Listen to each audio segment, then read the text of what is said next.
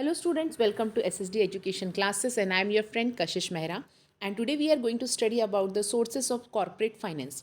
तो आज की इस वीडियो में हम कोशिश करेंगे कि सभी टॉपिक को कवर किया जाए, लेकिन मैं इस वीडियो को दो पार्ट में बनाना चाहूँगी क्योंकि बहुत ज़्यादा लेंदी टॉपिक्स हैं और इतने ज़्यादा लेंदी टॉपिक्स के मेरे हिसाब से दो टॉपिक्स अगर हमने दो वीडियो बना दिए तो इसलिए आपके लिए ईजी जाएगा। तो यहाँ पर जो सबसे पहले हम यहाँ पे कवर करने वाले हैं वो है सोर्सेज ऑफ ओन्ड कैपिटल, जहाँ पे मैं कवर करने वाली हूँ shares, that is equity shares and preference share, retained earning, sources of borrowed capital भी हम कवर करेंगे जहाँ पे debentures, acceptance of deposit, bond, ADR, GDR, commercial banks, financial institution और ट्रेड क्रेडिट किस तरीके से होता है, ये सारे टॉपिक्स हम यहाँ पे कवर करने वाले। आइए स्टार्ट करते हैं वीडियो को, जहाँ पे सबसे पहले इन्होंने बताया हुआ है कि सोर्सेज ऑफ फाइनेंस होता क्या है। जैसे कि हमारे प्रीवियस वीडियोस में अगर आपने चेक किया है तो वहाँ पे हमने आपको बताया है कि सोर्सेज ऑफ फाइनेंस होता क्या है। मतलब कंपनी में पैसा लाने के सिर्फ दो ही तरीके होते हैं, या तो एक होता है ओन्ड कैपिटल और एक होता है बोरोड कैपिटल। अब ओन्ड कैपिटल मतलब वो पैसा जो कंपनी में पैसा लगाया जा रहा है कंपनी के ओनर द्वारा, इसलिए उसको हम कहते हैं ओन्ड कैपिटल। अब इट कैन जो ओन्ड कैपिटल है वो डिवाइड है दो पार्ट में, शेयर्स के फॉर्म में और रिटेन अर्निंग के फॉर्म में। शेयर्स भी दो पार्ट में डिवाइडेड है, इक्विटी शेयर्स और प्रेफरेंस शेयर। वहीं पे जब हम बोरोड कैपिटल की बात करते हैं तो बोरोड कैपिटल जो है वहाँ पे आ जाते हैं debentures, deposit, public deposit, bond, ADR, GDR, financial institutions और ट्रेड क्रेडिट। तो ये सारे पार्ट वो होते हैं जो कंपनी के खुद के पैसे नहीं होते लेकिन उन्होंने कहीं ना कहीं से बोरो किए होते हैं, जिसको हम कहते हैं बोरोड कैपिटल। आइए देखते हैं इसको डिटेल में। सबसे पहले बताया गया है सोर्सेज ऑफ ओन्ड कैपिटल। अब सबसे पहले हमें ये जानना है कि ओन्ड कैपिटल होता क्या है। वो पैसा जो एक ओनर अपने बिजनेस में लगा रहा है उसको हम कहते हैं ओन्ड कैपिटल। अब ओन्ड कैपिटल जो रहता है वो परमानेंट रहता है, बिजनेस में लगाया हुआ ओनर का ही पैसा रहता है। इसका मतलब ये पैसा कब उसको वापस मिलेगा? वाइंडिंग अप के समय। वाइंडिंग अप के समय ये पैसा उसको वापस मिलता है। उसके बाद जब हम ओन्ड कैपिटल की बात करते हैं तो ओन्ड कैपिटल वो कैपिटल होता है जो प्रमोटर डिसाइड करता है कि कितना का पैसा वो शेयर्स के फॉर्म में बिजनेस में लगाना चाहता है। लेकिन अब हमें ये जानना है कि उस बिजनेस में कितना पैसा लगाया जा रहा है according to capital clause of memorandum of association. Memorandum of association क्या है, आर्टिकल ऑफ एसोसिएशन क्या है, ये आप मेरे प्लेलिस्ट में जाकर चेक कर सकते हैं क्योंकि वहाँ पर मैंने आपको सारी डिटेल्स में सारे वीडियोस बना के रखे हैं। और अगर आपको और भी डिटेल में पढ़ना है शेयर क्या है, शेयर कैपिटल क्या है, तो आप क्लास 12th एसपी में जाके प्लेलिस्ट को अगर चेक करेंगे तो वहाँ पे आपको सारे वीडियोस डिटेल में मिल जाएंगे। लेकिन यहाँ पर हम बना रहे हैं वन शॉट, जहाँ पे हम कोशिश करेंगे कि वन शॉट भी मैं टू पार्ट में कवर करूँ ताकि आपको ईजिली समझ में आ पाए। चलिए स्टार्ट करते हैं कि शेयर क्या होता है। अब शेयर अगर हम देखें तो कंपनीज एक्ट 2013 के हिसाब से शेयर पार्ट होता है शेयर कैपिटल का, जिसमें स्टॉक भी इंक्लूडेड है। इसका मतलब कंपनी के पास बहुत सारे शेयर्स हैं और उस शेयर का एक छोटा सा पार्ट कहलाता है शेयर। ये पूरा होता है शेयर कैपिटल। शेयर कैपिटल का मतलब होता है कि जो कंपनी में पैसा टोटली पैसा लगाया जा रहा है उसको हम बोलते हैं शेयर कैपिटल। के फीचर्स कुछ बताए गए हैं शेयर्स के।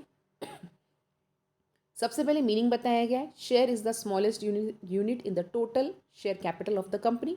मतलब कि जैसे मैंने आपको बताया शेयर कैपिटल टोटल पार्ट है और शेयर उसका एक छोटा सा पार्ट है। वहीं पर जब हम बात करते हैं ओनरशिप के फॉर्म में, तो जो पर्सन कंपनी के ओनर्स हैं वो यहाँ पर पैसा लगाते हैं एज अ शेयर होल्डर। मतलब जो पर्सन ओनर हैं जो शेयर परचेज कर रहे हैं वो कहलाते हैं शेयर होल्डर।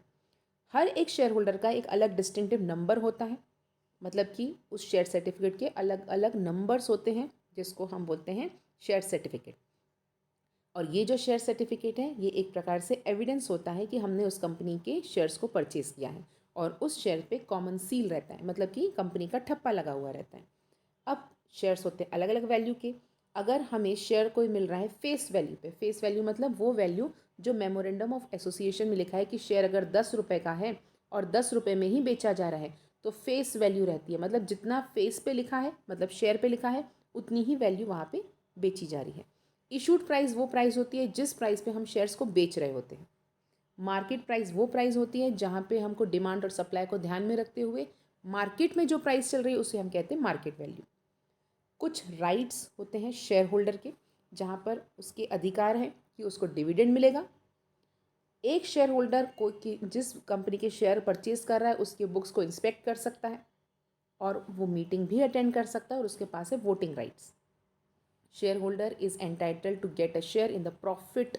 नेट प्रॉफिट अगर होगा तो कंपनीज के शेयर होल्डर को डिविडेंड मिलेगा। अगर नेट प्रॉफिट नहीं होगा, मतलब अगर कंपनी का प्रॉफिट नहीं हो रहा है, तो डिविडेंड भी नहीं मिलेगा।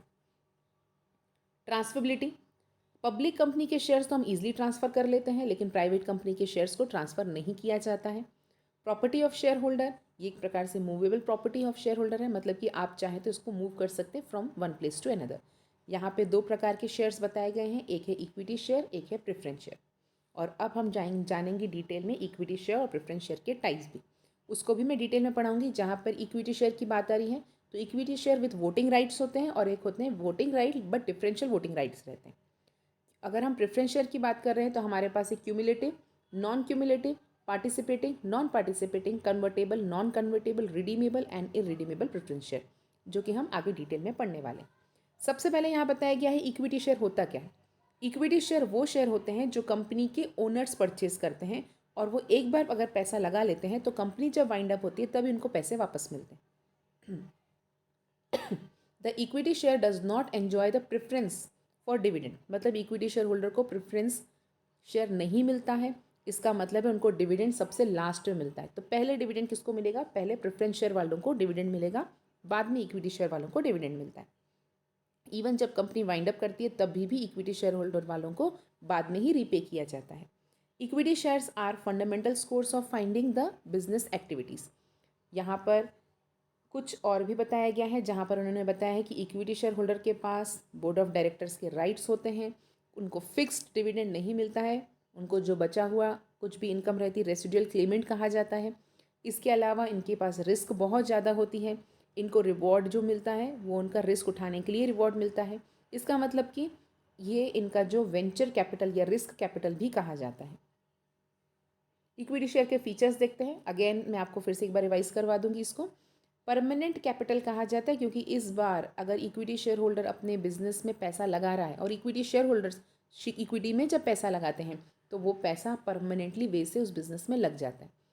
जब तक कंपनी बंद नहीं होगी तब तक वो पैसा उस वहाँ पे इंक्लूडेड रहेगा। इक्विटी शेयर होल्डर वालों को जो डिविडेंड मिलता है क्योंकि उन्होंने कंपनी में इन्वेस्ट किया वो फ्लक्चुएटिंग रेट से मिलता है।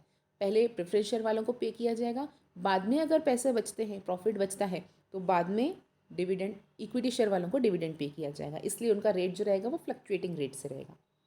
उनके कुछ राइट्स रहते हैं। इक्विटी शेयर होल्डर वालों को राइट है वोट करने का, जब भी मीटिंग होगी वो राइट उनके पास वोट टू राइट है। उसके बाद right to share in profit, profit जो भी बचेगा सभी इक्विटी शेयर होल्डर वालों में बटेगा।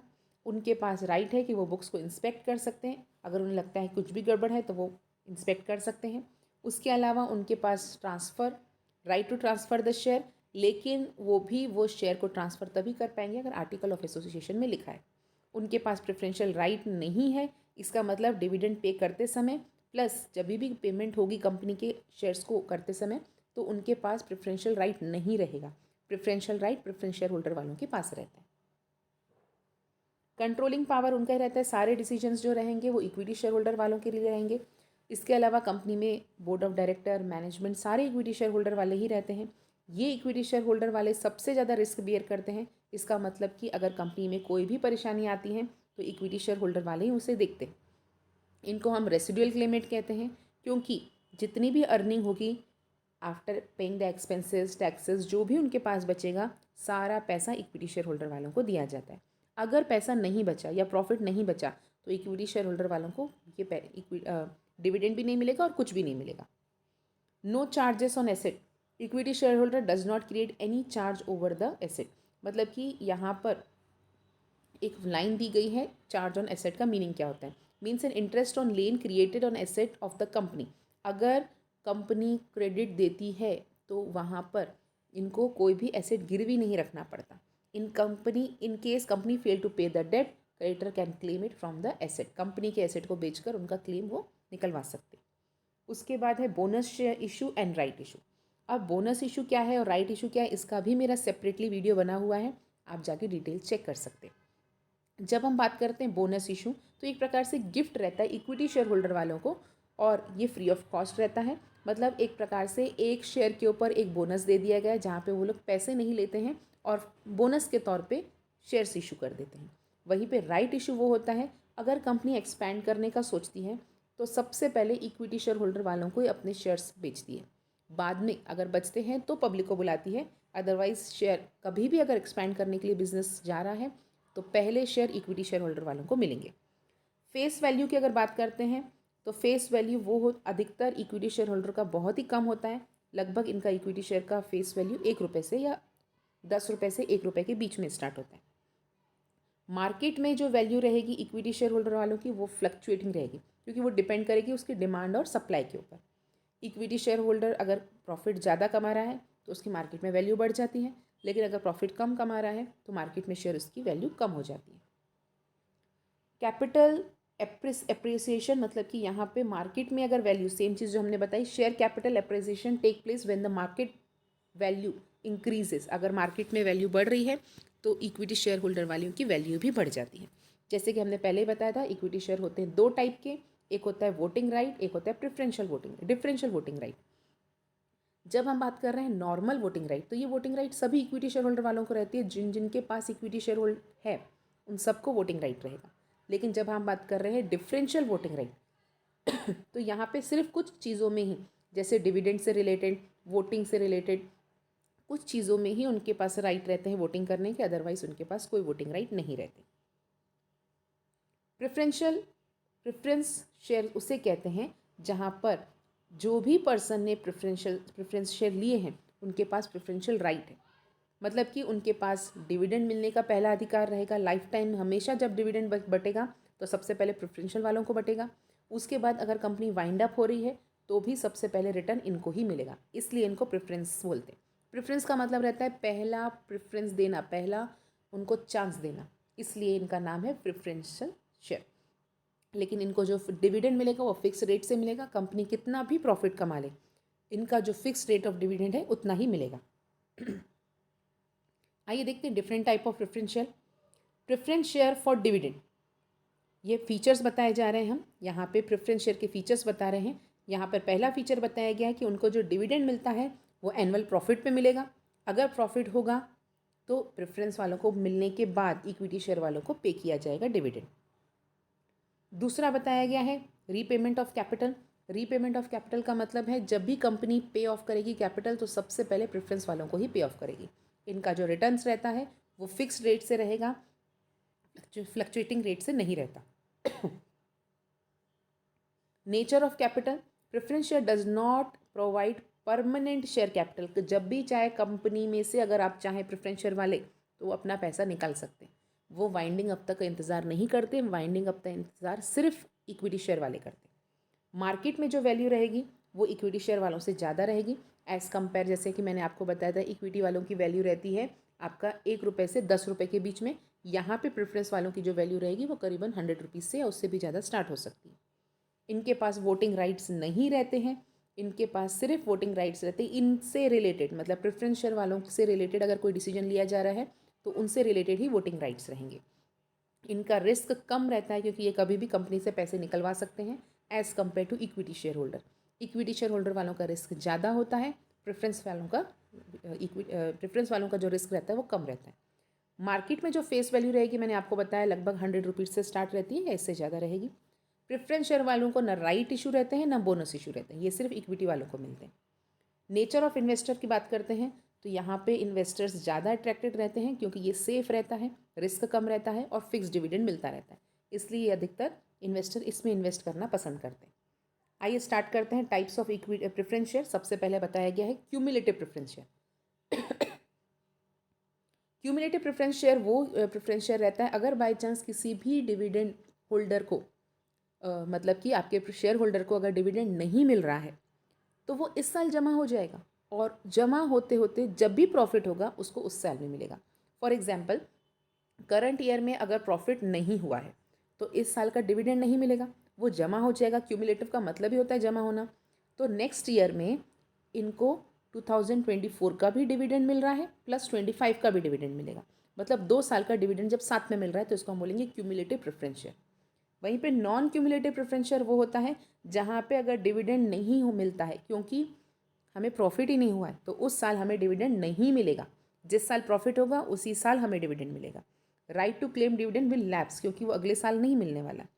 पार्टिसिपेटिंग प्रेफरेंस शेयर वो शेयर होते हैं जहाँ पर अगर सरप्लस बचता है the holder of the shareholder are entitle to participate in surplus profit. मतलब पहले हमने प्रेफरेंस वालों को पे कर दिया, फिर हमने इक्विटी वालों को पे कर दिया और जो भी बचा फिर से प्रेफरेंस वालों के पास जाएगा जिसको हम बोलेंगे पार्टिसिपेटिंग प्रेफरेंस शेयर। और ऐसे शेयर होल्डर्स बाद में जाके इक्विटी शेयर होल्डर भी बन जाते। Dividend has to pay to the equity and then limited रहेंगे, फिर प्रेफरेंस शेयर वालों को पे किया जाएगा। नेक्स्ट अगर हम बात करते हैं नॉन पार्टिसिपेटिंग, ऐसे शेयर होल्डर जो कि जिनके इसमें लिखा है there is clear provision in article of association कि सिर्फ प्रेफरेंस वालों को एक बार ही मिलेगा, बाद में दोबारा रिपीट नहीं मिलेगा, उसको बोलते हैं नॉन पार्टिसिपेटिंग। ऐसे प्रेफरेंस शेयर जो आगे जाके इक्विटी शेयर में कन्वर्ट हो जाते हैं उसे हम कहते हैं कन्वर्टेबल प्रेफरेंस शेयर। लेकिन ऐसे प्रेफरेंस शेयर जो इक्विटी शेयर में कन्वर्ट नहीं होते उसे हम कहते हैं non convertible preference share. Redeemable preference share वो होते हैं जहाँ पर shares which can be redeemed after certain fixed period, 2 साल 5 साल या 10 साल के बाद आप प्रेफरेंस शेयर वाले अपने पैसा रिडीम कर सकते हैं, मतलब वापस निकलवा सकते हैं according to article of association, उसे कहते हैं रिडीमेबल। लेकिन जिसको हमें पैसा सिर्फ वाइंडिंग अप के समय ही देना है, मतलब ऐसे प्रेफरेंस शेयर जिनका पैसा सिर्फ वाइंडिंग अप के समय ही वापस किया जाएगा, उनको हम बोलते हैं इररिडीमेबल प्रेफरेंस शेयर। अब यहाँ तक मैंने आपको क्लियर करवाया shares, preference shares, equity shares और उनके टाइप्स। इसके नेक्स्ट पार्ट में हम आगे के बोरोड कैपिटल के बारे में डिस्कस करेंगे। होप फ्रेंड्स आपको हमारा वीडियो समझ में आया होगा और अगर आप हमें इस वीडियो को और भी डिटेल में पढ़ना चाहते हैं तो एसपी के प्लेलिस्ट में आप जाकर एसपी क्लास 12 में जाकर आप डिटेल में चेक कर सकते हैं। आप इंतज़ार कीजिए नेक्स्ट वीडियो का क्योंकि अभी भी लेसन कंप्लीट नहीं हुआ है और हमारा पूरा टारगेट है इस लेसन को कंप्लीट करना प्लस एसपी के सारे लेसन्स को ईजिली वे में समझाना। होप फ्रेंड्स आपको हमारा वीडियो पसंद आया होगा। अगर आपको हमारा वीडियो पसंद आया है तो इसे लाइक कीजिए, चैनल को सब्सक्राइब कीजिए, जितना हो सके शेयर कीजिए। Thanks for watching the video.